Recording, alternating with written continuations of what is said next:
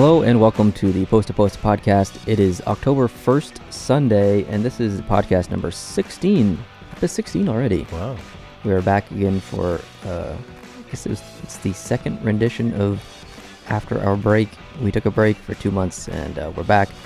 And this is the second time we've been back, and it feels like just yesterday that we filmed the first one. I know, since we've been back. So. Time sure flies. It's been a busy week in hockey, busy week for us. Yeah, it's the final week before the start of the regular season, and there's lots of excited fans, excited players, excited teams, and we've got lots to talk about. We do. We have a lot. The regular season begins, I think, Wednesday night with some games for some teams, and then Thursday night for some other teams. And by this time next week, it'll be well underway. Every team will have 2 or maybe even 3 games under its belt. Yeah, absolutely. And you're going to take the reins in this podcast a bit. You've got some topics for us to cover and discuss, and some interesting stats, some interesting news, some news that maybe some people aren't aware of with the Islanders. And I'm looking forward to seeing what you have for me. So Take it away. Firstly, I think what I'd like to mention is where the stats in the news and some of these, and some of this information actually comes from.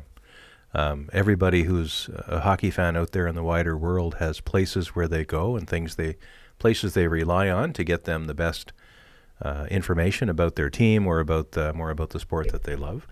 I'm no different, and I use the hockey news a lot, and I use a lot of websites, including some of the sites that are specific to my team, which is the Montreal Canadiens. So I visit Hockey Inside Out and a few other places. But one place in particular that I visited and decided to subscribe was a website called The Athletic. And The Athletic is a collection of sports writers of all sports from many communities, including many Canadian cities, that aggregate their content in that one spot. And there's a lot of great content there about the NHL. And there's a strong presence in some of the major cities like Montreal, Boston, Pittsburgh, New York, and so forth. So it's not just the NHL. They cover multiple sports. Multiple sports. Okay. Multiple, yeah. So there'd be a lot of NFL, NBA, and Major League Baseball in particular. And the NHL, though, is very well represented. It's called The Athletic. Cost about $50 a year. Okay. Yeah, it's very good. Anyway, from that, I have an interesting statistical story about some of the defensemen from the 2016 season we'll get to a little bit later on. But firstly, I think just as we're getting to the end of the exhibition season, the preseason season, maybe it's a good opportunity right now before things get going to talk about where we think some of the teams are, at least. Yeah, because there are some teams that people were pretty high on over the offseason. Ottawa, in particular, after they made the Final Four. They made the Final 2 in the East, and unfortunately they didn't get by Pittsburgh, but lots of people that were high on the Ottawa Senators in preparation for this year. And then the preseason happened, and it's made some people re-examine their decisions, including mine. Yeah, of course, we saw the Senators, and as this is being recorded as a podcast, our takedown or our, I guess, summary of the Hockeyville game hasn't gone to air, so we won't get ahead of that and spoil it. Yeah, it comes out tomorrow. Yeah, but we did see the Ottawa Senators play in real life, in the flesh, right in front of our eyes last week. And we have some opinions probably on how they did that you'll hear about when you watch the regular video. Yeah, we understand that it is the preseason. It doesn't really matter. I believe the year that Carey Price broke the franchise record with 43 wins, and 2013, 2014 maybe, the preseason of that year for Montreal was absolutely terrible. Yeah. And look what happened. Look what happened. And the preseason for Montreal this year was absolutely terrible as well. Up until the last 2 games, they managed to handle New Jersey fairly handily the other night. I thought it was Florida. Or Florida. Yeah, you're correct. It was Florida. I think it ended up being 3-1. Pretty decisive, though. I think Montreal played well. And then the last night's game, the Saturday night game, they played Ottawa again and beat Ottawa 9-2, and it was a real clinic they put on. And some of the players people have been waiting on for a long time finally did catch fire. Galchenyuk fired a shot that was just unbelievable, and scored with that. It was amazing. It's funny because Andrew Pillock on his channel, Andrew Pillock Hockey on YouTube, he came up with a video, I think Friday maybe, and talking about why the Montreal Canadiens can't score. And then after he filmed the video, Montreal beat Florida, and then they beat Ottawa 9-2. So awesome. Andrew, if you're watching, keep making videos, buddy. Yeah, I commented on the video. I said, thanks for releasing the jinx on the Canadiens with this video. That's great. It is early. One of the commentators after the game last night, I went over to RDS, which is the French version of TSN. And they have a program called L'Antichambre, which is basically the dressing room. And several hockey luminaries will populate that show from time to time. Sometimes it's former coaches. You'll see Guy Carbonneau on there, Michel Therrien. You'll see former players like Gaston Therrien and on there just talking about what they thought about the game. And one of the commentators in French mentioned that if Montreal went and played 8 games and lost the first 6 and won the last 2, it's nowhere near as scary as winning the first 2 and then losing the last 6. Yeah, absolutely. That's right. And that's what happens. And you are quite right. The preseason says nothing about the team's fortunes in the regular season. We know that. But it is a chance for coaches to play around with lines and juggle. And a lot of teams have done close to their final cuts now. And only a few more days remain before they have to submit their final rosters to the NHL, at least as to how they're going to start the season. And Montreal did very poorly in the preseason, as did Ottawa, as did Detroit. Tampa Bay did very poorly in the preseason, and that's a team that many people are predicting may finish first in the entire East. But they did very poorly as well. So you can't take any measure of that and make a decision. But what you can do is look at individual players and how they performed. Some players surprised by being able to hang around longer than a lot of commentators thought they would be in camp. So, well, we saw teams like New Jersey, that when we saw New Jersey play, they were also playing in, was it New York? New York? Brooklyn, Yeah, so the same team was playing twice. A split squad. In the same day, at the same time. So you can't really put a lot of, I don't know the right word. You can't put a lot of stock, really. Yeah, you can't put a lot of stock in your team in the preseason, because there's so many different factors. Sometimes guys just treat it as a warm up. They're not playing their hardest because they're trying not to get injured.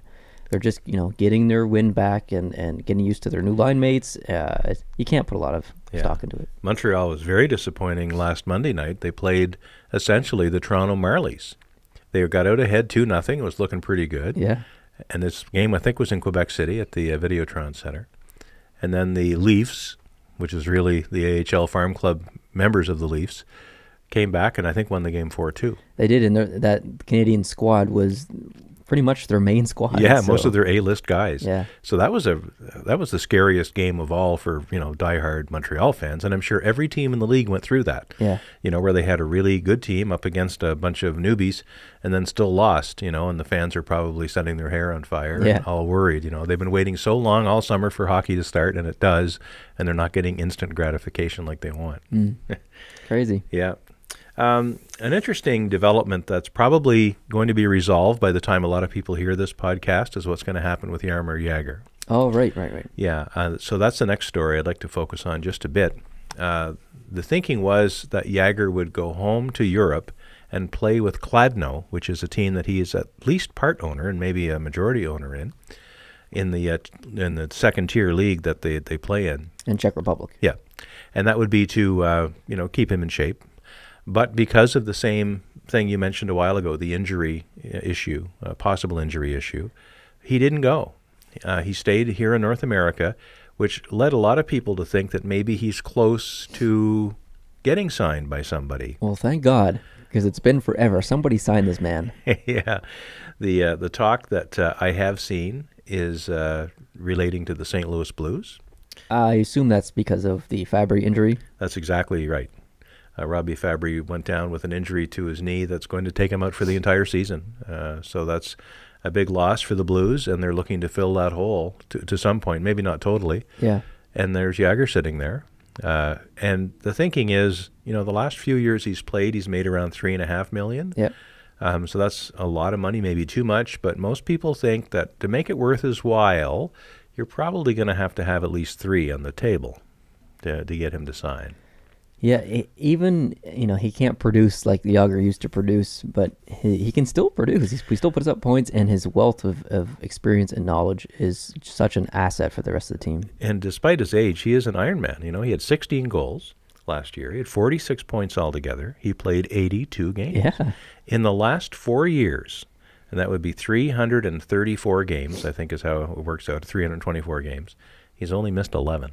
Wow, that's impressive. That's Considering very his impressive. age, that's amazing. It is amazing. So, he is certainly an asset. And it all comes to the money part, of course. He's a great player. He's obviously not a $6 or $7 million player, but he's certainly better than $1 million. So it's all about money. Absolutely. So I hope St. Louis does give him a good look, and maybe we'll see him in a Blues uniform. The deadline for submitting your final roster of existing players is 5 p.m. Eastern Time on Tuesday. Okay, so we're still 2 days away. Still 2 days away as we're taping this, and teams have a chance to take a final look at some of their players. You have to be down to, I think it's a 23-man roster, I believe it is. I should get my math correct on that, but there are different numbers of teams. Like a team can actually have, I think, up to 80 guys signed, but certain and they can expand it a bit for the playoffs. But I think it's 23. Yeah, their main roster. Their main roster, yeah. Now, in the case of teams like Montreal or other teams that are looking at draft picks, that are still hanging with the team, like Victor Mete, who I'll be talking about shortly, and other teams around that are looking, like in the case of New Jersey, for instance, looking at Heischer. I think it's pretty clear he's going to stick around. But same with Nolan Patrick as well. Nolan Patrick. Yeah. These players are going to take a spot from someone else who probably was going to be a lock otherwise. So they have to make some serious decisions there. And there's a lot of players went on waivers over the weekend. There's dozens and dozens of players out there on waivers that are still pretty good players. So, we'll see if any of them get snapped up. There still could be lots of changes in the lineups. Yeah. Yeah, and the teams will be deciding whether to not only put someone on that roster for the date to start playing them officially, but then to keep them on the roster, because you can play a junior age player for up to 9 games in a season at the beginning before you have to keep them. Yeah, there's a limit. We saw that with Sergachev last year with Montreal. I think he played the first 4 games maybe. Yeah. So you can play 9, and then you have to go back, or you're in. Yeah. You stay up. It's commitment by the team. So yeah. So in the case of Mete, who I follow the most closely, I know we're Montreal fans. We don't want this to always be a Montreal podcast, but he's been doing tremendously well. They're trying to find a partner for Shea Weber, because Emelin is gone and Bolio's gone and all the other is changing rapidly. But Mete has done well and did well in the game last night against. Well, he was third star last night. Ottawa, what nationality is he? Canadian. He's Canadian. Yep. Oh, that's awesome. Yeah, he is Canadian. And now, originally, what that name is, who knows? But it's probably not Scottish. But he is Canadian. If we want to roll on into that story, yeah, absolutely. Yeah. He was drafted in 2016, and that was the same year there was some pretty other substantial D-men drafted. Charlie McAvoy drafted by Boston that year. There's Olli Juolevi, drafted by Vancouver. Jakob Chychrun, drafted by Arizona. And Sean Day by the New York Rangers. Some of these, and there's been obviously there was hundreds of talented players in that draft, but those are some of the D that are still hanging around and being looked at by teams now as possibly being able to stick into a roster somewhere. Yep. And a lot of Montreal fans, including me, were quite disappointed to see Sergachev go out the door. Like, we'd like to see Drouin coming in, but we're not sure if it was worth it. Because Sergachev was drafted the same year. Same year. Yeah. Sergachev was drafted the same year, and he was supposed to be the guy. Yeah. So now he's with Tampa Bay, and good luck to him, and good luck to them. I hope definitely. he does well. It's not his fault. He's caught up in the big machine. And Tampa Bay obviously wanted some good assets in exchange for Drouin, so, that's what they have. But to look at the numbers for the last year of junior compared to the year before, you can see some interesting development for Mete, where he comes up to and actually passes Sergachev in stats. Really? Yeah, so that's quite interesting. Rachel Derry, I'm going to try to pronounce her name properly, wrote in The Athletic a statistical comparison between some of these high-end D. And it's kind of hard to put McAvoy in this list because McAvoy didn't play in junior. he played with college That's hockey right. in the Yeah, States. So exactly. you can't really have him in the same grouping. Yeah. Many fewer games and a different talent set. So that all being said, we had 5 players that were drafted in 2016, one of which went right into the NHL, and that was Chychrun. Yeah. He was a property of the Sarnia Sting, but he went into the Coyotes team, probably because even though he was brand new and not very experienced, he still fit in well. He was still an asset that helped. Still an asset, yeah. So he was in the first year of junior, but then went to the NHL very quickly. So really that leaves us with Ulevi, Sergachev, Mete, and Day. And Rachel did a comparison of all these players. Another interesting thing she did was she didn't just look at total points. She looked at primary points versus second assist type points. So if you had a goal or the first assist, that's a primary point. And she weighed them heavier than a second assist. Because sometimes a second assist is more the result of luck. Right. Someone passes the puck and then they go for a line change and they're on the bench and they still get a point. Exactly. Yeah. Yeah. So she focused more on what she would call the primary points, the goal and the first assist. When you look at those numbers, certainly in the first year after that 2016 draft, Sergachev was head and shoulders above the other players. He had lots of points with the Windsor Spitfires, and he was on his way up. And, I guess that's what got Montreal fans so excited. Second was Chychrun, who then went on, of course, to play with Arizona in the NHL. Then you had Ulevi, a Vancouver property, in the London Knights, and his line mate was Mete in the London Knights. And they both did about the same. They did fairly well. And then Day with Windsor Spitfires did quite well as a New York Rangers draft pick. Now, in the second year, this is the interesting part, Sergachev ended up finishing with the best stats under that metric. Sergachev, not the best, the second best, because Mete actually passed him, barely. Mete had a better primary points per game ratio, which was 0.58, whereas Sergachev was only 0.56. And they both were 0.3 in the second assist category. So Mete actually outstatted Sergachev in the last year of junior. And where was he drafted? Mete, where was? Mete was drafted in the 4th round, 100 overall. Wow. Whereas Sergachev was drafted number 9 overall by Montreal in the first round. Wow. Yeah. So I think Mete is turning out to be a good second choice, a good also-ran to Sergachev. And like you said earlier, he had a good preseason. So very good. Is he going to crack the roster? I don't know. I don't know if he might get the 9-game tryout thing before they send him back. I think a lot of the more experienced hockey knowledge brains are saying it's still better to send him down and work him, And those same people said that Gallagher should be sent down too, but he surprised so many people in that preseason. Did he ever? His first year, and then he cracked the lineup, and he was golden ever since. So you never know. Yeah, and when in Rachel's article, she actually put together a couple of videos showing how Mete is being smart without the puck, just as he's good with the puck, he's really good without it. And he got a great assist in a game the other night where he, even faked towards the net and kind of froze the goalie. Then he passed like a no-look pass, and in it went. So he's got this real mature, real good hockey knowledge, hockey sense on the ice. Interesting. Yeah, so I just thought that was interesting. And one final point on the difference between Mete and Ulevi, for instance.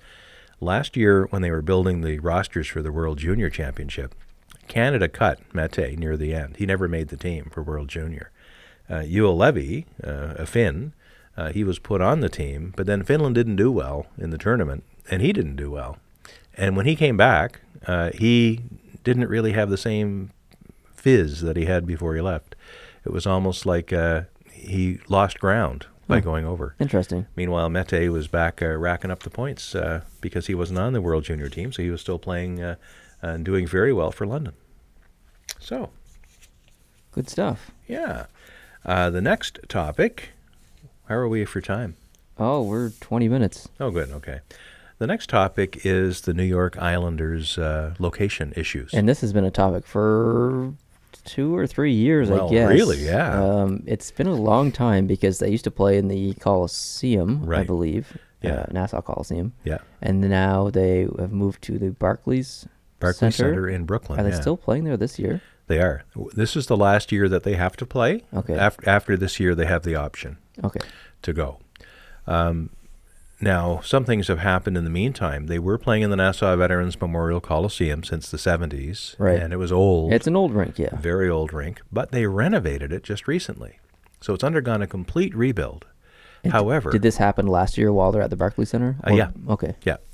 Now, the only problem is, in its new configuration, it only seats about 13,900. Oh, that's not enough. And it used to be in around the 16 range, right? 16, Yeah. 17. So now they're down to 13.9, and Bettman has said, can't happen there. Yeah, it's just not, they're not it's going to a get enough possibility. bums in the seats. Yeah. No.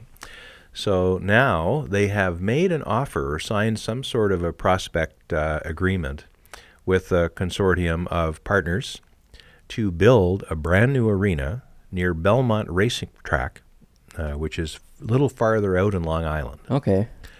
And, the good news is it's back out towards their more traditional fan base, which is suburban Long Island. The bad news is it is even farther away from downtown New York than the Nassau Veterans Memorial Coliseum was. Right. It's several miles even farther out. It's near the Cross Island Parkway. And it's quite a ways.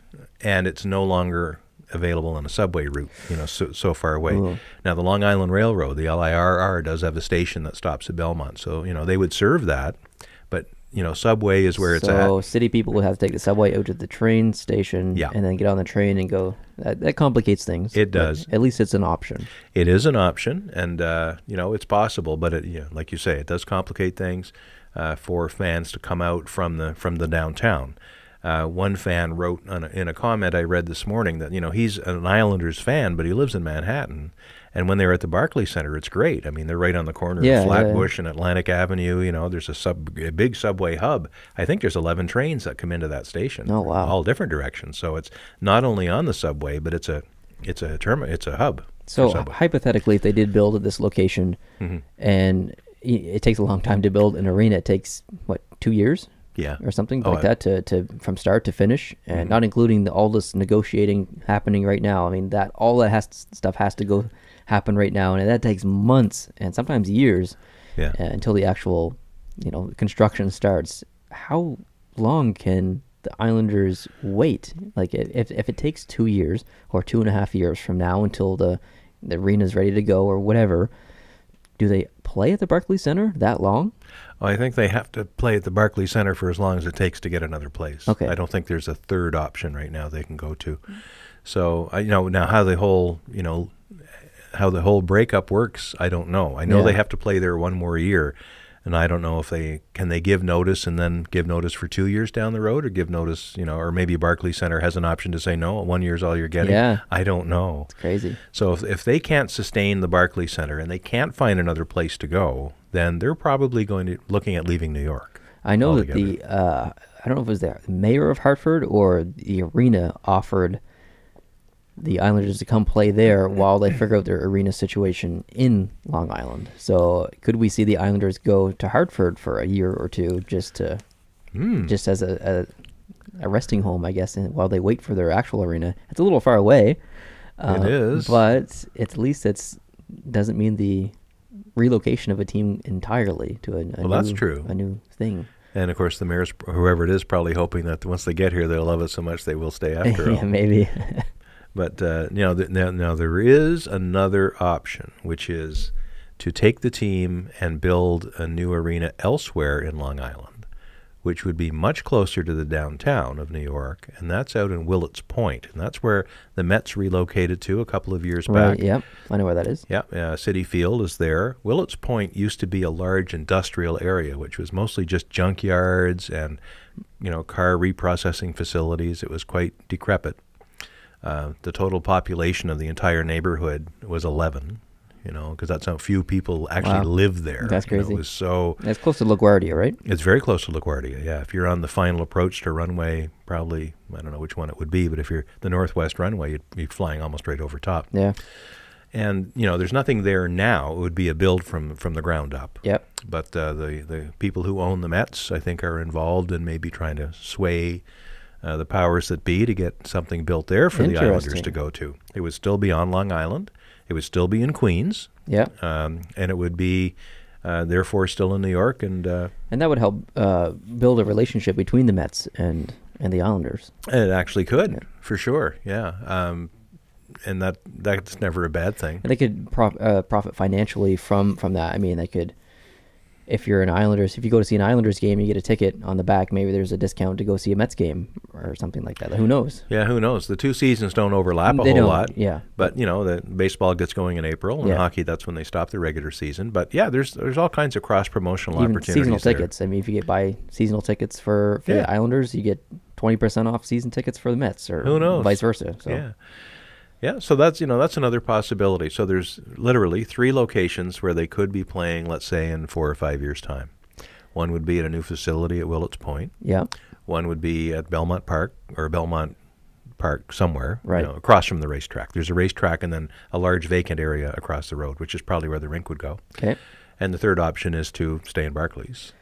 Which isn't an option, Not really. an option, really, and neither is going back to the Nassau Veterans Memorial Coliseum because it's too small now. So if those 2 new arena deals fall through, we might be looking at a relocation of the Islanders. That's correct. And that is the most unfortunate news I've heard in a long time. It's very grim, and what this story says to me is that the Barclays Center is definitely not a long-term option.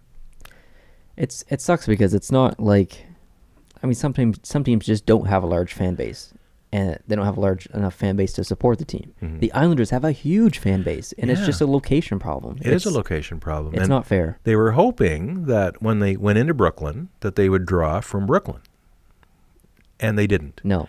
Yeah. The locals who are interested in hockey are nowhere near what they need it to be. Yeah. And everybody else, this huge fan base that you just mentioned, they are there, but they're just too darn far away. And for instance, when they first went to the Barclays Center, they would have their morning skate at the Barclays Center, and then the game that night, if it was a game night. Yeah. But now, because it's so darn far away and there's nothing to do in the meantime between the morning skate and puck drop at night, they move the morning skate back to Long Island. They actually do that at a practice facility that's only about a mile from the Nassau Veterans Memorial Coliseum. Wow. So for a lot of the players who live out in Long Island, for Yeah. all the fans who live out in Long Island, going to the Barclays Center is actually like going to a road game, Crazy. and it's unsustainable. It's crazy. Yeah, it's too bad. Do you think that we could ever live in a world where MSG is shared, that Madison Square Garden is shared with the Rangers and the Islanders? Do you think that arena and the schedule of the arena could sustain 2 NHL teams, even short term? Well, I think it could. It wouldn't be the first time. I think the Giants and the Jets both shared the Meadowlands for a while. Of course, football you only play once a week, and you only play every second week at home, really. So that was probably pretty easy to work out. Yeah. Madison Square Garden is a pretty busy spot, It's though. probably the busiest facility in the National Hockey League. Yeah, because So- when there's not hockey there on a given night, there's something else. Yeah, there's always something going There's on. the Westminster Kennel Club dog show, or there's Yeah. the Knicks, or whatever. So it would be pretty tough to do that. Yeah, very tough. Very tough. And wouldn't be the first time, though. I think the New York Americans and the New York Rangers for a year or two Yeah. back in the 20s both played there. Different time, but Yeah, big difference. Yeah. Well, that sucks though. We'll follow this story as best we can and keep you guys updated at home, for sure. Yeah. It'll be fun to watch. It'll be a story that will likely be ever changing. They signed this exploratory deal just last week, so we'll see where that goes. I'm going to keep an eye on the New York media and be watching. So hopefully that, along with Calgary and their location issues, will become something we can talk about for a while and then fix, and then not have to talk about it again. Yeah, exactly. Yeah. Anything else on the agenda? Well, there's lots that pops into my head from time to time, but that's probably all in my basket for today. All right, I got a question for you. Alrighty. I've never been one to predict winners of trophies in the NHL, Oh. but I want to ask you 2 questions. Who wins the scoring race this year? And who wins the Vezina? I think Connor McDavid is back. I am in agreement with you. Okay. I think Connor McDavid. Okay, 1-for-1. Yeah. Not that I'm right, but. Yeah. The Vezina, because it's decided before the playoffs are finished, Yeah. and it's really a regular season trophy, and because Holtby's been so good in the regular season, I think I'd lean Holtby. I was going to say Holtby as well. Really? Yeah, I was. Well, that's no fun. We have nothing to argue about. No, I know. How about Rookie of the Year? Okay, now we're on to one. Well, based on one night of watching Heischer, I think he's got to be in the conversation. Yeah. And if Patrick cracks the team and plays well, hard to say because we don't know. We don't even know. So. We don't even know. But I think Heischer's a he's a lock. Yeah, I think he's gonna play for the Devils. He's gonna play 100%, and he's gonna play well based on what we've seen. Yeah, we watched him play. We know he's gonna play. Like, if they cut him off the team, then I don't know. But yeah, I would give it to Nico Hischier. That would be my prediction. But again, really early. So. It's really early, and just let's hope that if any of our predictions are wrong, it's not because someone gets hurt. Okay. I have another question for you. Alrighty. This one is Montreal Canadiens related. I apologize to all the non-Canadiens fans at home, but Jonathan Drouin is a new addition to the Canadiens, as many of you know, or all of you know. My question to you is, what's your prediction in his point total? How many points do you think he's going to get this year? I think Jonathan Drouin is going to put up 80 points. 80 points? 80 points. Whoa. I think he is the shizzle. Wow, I was going to say 56. Okay, well, it's we're not that far apart, really. And I say that because in the game I watched last night, which would be Saturday night's game against Ottawa, I didn't only watch him on the ice, which was impressive, but I watched him on the bench. Mm-hmm. And he's integrated. He's already got the little, like the fist bumps, and the guys are talking to him, and he's talking back. I can see that he feels comfortable sitting there. I watched a lot of interviews on Canadiens' website, right, and just general interviews on Sportsnet, podcast interviews, radio interviews. He loves being in Montreal. He really does. He's all about it. Yeah. There's so much controversy down in Tampa Bay, but he is so excited to be in Montreal, and that's probably his biggest asset right now. It's just that he wants to be there. And because it's Montreal, if you're doing well, you're a god. You are a god. Yeah. If you're not doing well, you're the devil. And that's the risk. Well, look at Patrick Waugh. Look at that. Everyone turned, and it sucks. I hope nothing like that ever happens again. And he's going to do well. I think he's going to do well, regardless of how many points he gets. He's going to do well. I do have another question for you. All right. Non-Montreal Canadiens related. Toronto Maple Leafs related. So we've got the big three: Nylander, Matthews, and Marner. Mm-hmm. Which of those three players get the most points this season? Well, I think Matthews is the obvious one for, probably me, because I'm not deeply into the Leafs and watching them, but they're all so good. I think, when you start off in game one last year with 4 goals, the most goals a rookie ever scored in game one ever in the history of time. Yeah. And, you're off to a pretty good start right away. And Marner's probably like, what about me? Yeah. And I think the very next game, Marner put up some pretty good numbers. He did. I believe Marner actually had a better points per game average than Matthews last year. I could be wrong, but I believe he did, because he got injured for a bit. He did. If Marner can stay healthy, man, that team's going to be scary. Well, it's going to be very scary, for everybody who doesn't like Toronto. And that used to be me. Yeah. Like, if this was me 5 years ago, I don't know what I'd be doing with myself. I'd be probably just giving up on hockey. Yeah. Like I want to cheer for lacrosse or something, because I don't want to see Toronto do well.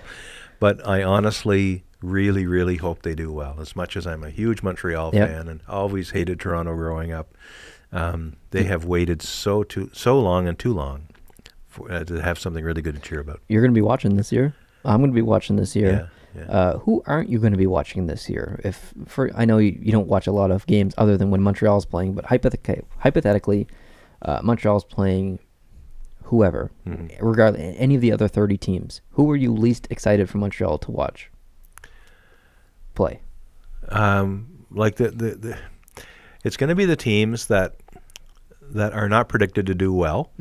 The teams that Montreal is supposed to excel against, because when Montreal traditionally plays a team that they're supposed to beat, they usually play poorly. Yes, that's the way it goes. You know, it used to be Montreal would go to Arizona, you know, and then get owned. Yeah. Or they'd go to, you know, like when they do that crazy road trip between Christmas and New Year's to Florida every year, back when Tampa wasn't a great team, and Florida certainly wasn't a great team, and they go down there. I think it's just they go down to Florida, they see some short skirts and bare shoulders and beaches and stuff, and they just forget about their hockey stick. It's like when they go to California. Montreal's record in California is just abysmal. Awful. It's just terrible. Awful. Yeah. So those games will be the ones I'm the least looking forward to. I think when Montreal plays a competitive team over the course of, you know, years, they seem to bring a better effort than when they play teams that they're supposed to. I think they just mail it in if they play teams that they're supposed to beat, and they don't beat them. And I don't know if that attitude is going to change or not, but it better. They need to have, every team in the league has to have their foot on the gas and not let up. I would say that the team I would least interested in watching Montreal play is New Jersey. Not because I'm not interested in watching New Jersey. I'm going to be watching a lot of New Jersey this year compared to last year, but Montreal just can't beat New Jersey. They just shut them down. Every time Montreal plays New Jersey, I just feel like Montreal loses. It's frustrating. Well, and you know, even though New Jersey isn't the only team anymore that does that, you know, the trap and the, you know, and they used to talk about, you know, the left wing lock and all these crazy, you know, things as if they were secret formulas or something. But New Jersey traditionally is not a fun team to watch. No, and they've come alive a little bit. They still work with the neutral zone trap a little bit, but they're definitely not the team they were. For sure. No, they're not. And you know, I like you, I will be definitely watching them just overall, particularly to see how Heischer does, and how much better Taylor Hall eventually integrates. And but yeah, I don't know. Like now, I have a question for you. Shoot. You have access. You've purchased the NHL, what we call NHL Center rights for NHL TV. Yeah, Game Center. Game Center, right? And plus now we have new internet. We last week we forecasted that we would have new internet. Maybe we should talk about that a little bit here before we're done today. But now we have new internet and television coverage, and we have access to probably pretty well every game that's going to be played. Because you can keep more flexible hours than me right now. What are you going to watch? I'm going to be watching. I'm going to be watching Buffalo. I'm going to be watching a lot of Carolina. Mm-hmm. I'm going to be watching Vancouver. I predicted that they'll do poorly, but they've got some young guys I'm interested in watching. So I'm going to be watching Vancouver from the West. I'm going to be watching San Jose, second favorite team. For sure. I'm going to be watching Vegas, and I'm especially going to be watching Phoenix, or Arizona, sorry. I'm especially going to be watching Arizona because they've got some guys, and I'm excited to watch. I'm excited to see what that team can do. Teams I won't be watching a lot of probably is L.A., Pittsburgh. Colorado. You know what? I think I will watch some Colorado. Anaheim, maybe. I just know they're going to be good, so I'm curious about the underdog stories, I guess. I'll be watching Carolina, Buffalo, Toronto, New Jersey, San Jose, Montreal, Vegas Golden Knights, and Phoenix. Or Arizona. I did it again. Damn it. Yeah, that's my plan. Well, one thing I'm going to watch a little bit more of that I never did before was non-North American hockey. And I think over the course of summer, you know, you and I and the other post-to-post contributors have done logo rankings and arena rankings and talking about various leagues. And it's really sparked an interest in me. And now I don't know how I'm going to do it because, you know, the access to media, legitimate media, it's not only access, it's the time difference as well. Well, yeah. But at least, you know, European games, if they're played, they're going to be played earlier rather than West Coast games here in North America, which are played later. So I'm going to be not stay up too late kind of guy because I get up quite early to go to work in the morning. So anything after about 10 p.m. my time, you know, I really have to be invested. You're pushing it. I'm pushing it because I'm old, you know. Old people go to bed early and get up early. I'm not a morning person. I'm up till 2 every night. Yeah. So, but when I'm able and when I can think of it, I'm going to try to find some European hockey games, whether it's the KHL or the the British League, which I think would be the most interesting, just based on our interaction that we've had with members of our viewer-listener community and viewer community like Gary and Shane, and learned a bit about how things go over there. And I'm excited to see that work. Today was the NFL game in Wembley London, Stadium. in London, yeah. New Orleans and Miami, I think it was. The Dolphins. I don't know. I think the game is still underway as we're taping this. I don't know how it went. But, the British people have embraced American football in a way that I wouldn't have predicted. Oh, yeah.